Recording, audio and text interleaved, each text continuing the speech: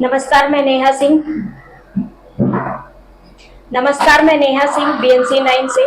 इस वक्त मैं मुंबई विचार विभाग के अध्यक्ष राकेश यादव जी से रूबरू हो रही हूँ। आइए जानते हैं आज के करंट मुद्दों पर पॉलिटिकल सेंटिमेंट आजकल क्या है। सर, BNC 9 में आपका बहुत बहुत स्वागत है। आपके चैनल को हार्दिक शुभेच्छा। अभी कल दही गोविंदा का त्योहार है, क्या कहेंगे आप देशवासियों से? देशवासियों, दही हंडी है। दही हंडी ने कल श्री कृष्ण जी का जन्म दिवस है। श्री कृष्ण जी ने जन्म क्यों लिया था? कंस के अत्याचार को समाप्त करने के लिए। और इस देश में जो पिछले 9 वर्षों से जो अत्याचार हो रहा है महिलाओं पर, माइनॉरिटीज पर, या दबे कुचले शोषित वंचित और किसानों पर, उन सभी का इस दही हंडी के बाद शायद अंत हो। हम लोग यही आशा करते हैं। पूरे भारतवर्ष के लोगों को श्री कृष्ण जन्माष्टमी की हार्दिक शुभेच्छा। माइनॉरिटी कौन है सर, और क्या अत्याचार है?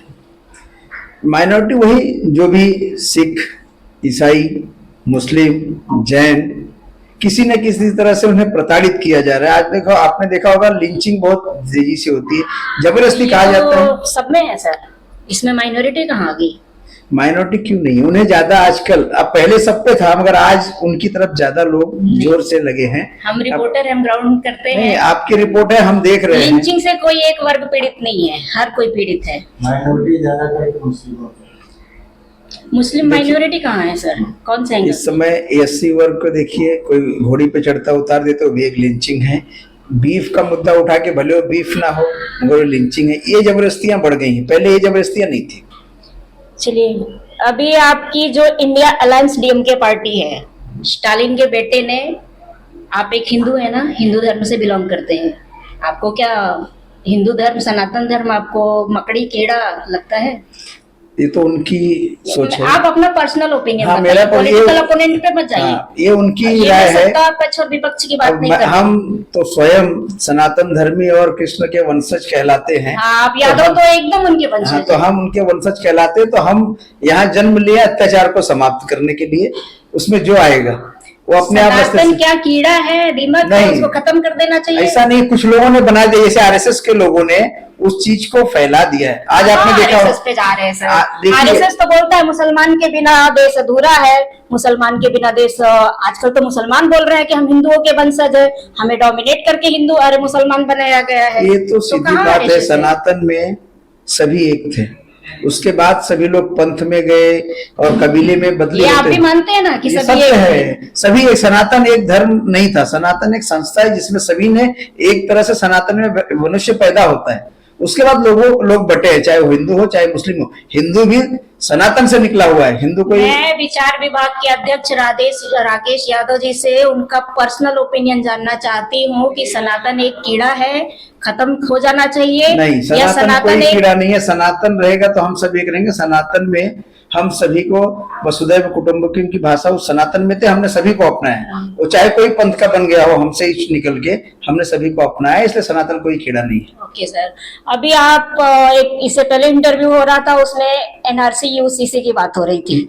NRC UCC आप जिसको भी बोल रहे थे सर, वो किसी पार्टिकुलर एक के लिए नहीं है, वो सभी के लिए है, चाहे हिंदू हो चाहे मुसलमान हो। आप बोल रहे थे मुसलमानों को ऐसा बोला जा रहा है, कहाँ बोला गया? अगर बोला गया है, आपने बोला कि उसके रिप्लाई में बोला गया कि राजा दशरथ के भी 3 बीवियां थी। चलिए, उस पर नहीं जाएंगे तो बहुत बात दूर तक जाएगी, लंबी जाएगी। राजा दशरथ की 3 बीवियां होने के बावजूद भी 4 बच्चे थे। और दूसरे पक्ष में आप देख लीजिए, एक ही बीवी से कितने होते हैं। वो भी छोड़ दीजिए, वो धर्म और कम्युनिटी को छोड़ दीजिए, आप अपना देश देखिए, अपनी धरती देखिए। यहाँ पे ऑलरेडी जनसंख्या विस्फोटक हो चुका है। आपको नहीं लगता कम होना चाहिए, चाहे हिंदू हो चाहे मुसलमान हो, एवरी कम्युनिटी के लिए? जनसंख्या नियंत्रण बहुत पहले लाए थे, उसी पर हमारी जनसंख्या नियंत्रण हमने लाया। उसका विरोध जनसंघ जो उस समय था और उनके साथ जो RSS थी उन्होंने किया। और उस समय हमारी नेता उस नसबंदी के मैटर में हार गए। हम इलेक्शन, हमारी नेता तक हार गई। इतना खतरनाक मुद्दा लोगों में भुनाया गया। उसी के बाद भैरव सिंह शेखावत जो उपराष्ट्रपति, उन्होंने माना कि हमने अगर उस समय इस नसबंदी का विरोध नहीं किया होता तो आज जो जनसंख्या विस्फोटक है उस पर हमें आज बेरोजगारी जो है, बेरोजगारी आज की तो है नहीं। बेरोजगारी इतनी जो आज बढ़ी है ज्यादा, ये पहले इतनी ज्यादा क्यों? तो अगर जनसंख्या विस्फोट कम होगा तो बेरोजगारी कम नहीं होगी, उसको देखते हुए जब जनसंख्या बढ़ती है तो लोगों का काम भी तो बढ़ रहा है। छोटे छोटे धंधे बढ़ते जा रहे और हैं, जमीन सर काम आपकी? बढ़ रहा है। जमीन तो छोटी हर जगह हुई, नहीं, ये आपने खाली टारगेट हिंदुस्तान। किया, आपने ऐसा बोला ऑन एयर बोला आपने कि पर्टिकुलर एक कम्युनिटी को टारगेट किया। चलिए वो छोड़ देते हैं, वो कम्युनिटी के पास 56 कंट्री है, आपके पास क्या है? आज आप 1947 से हिंदुस्तान में सर सभी कम्युनिटी जितनी बढ़ी है उनका आप रेशियो देखो तो उसी हिसाब से हिंदू भी बढ़ा है, उसी हिसाब से मुस्लिम भी बढ़ा है। अगर 1% ज्यादा हो तो मुझे बताइए। आप डाटा देखिए, सभी जनसंख्या के डाटा देखिए।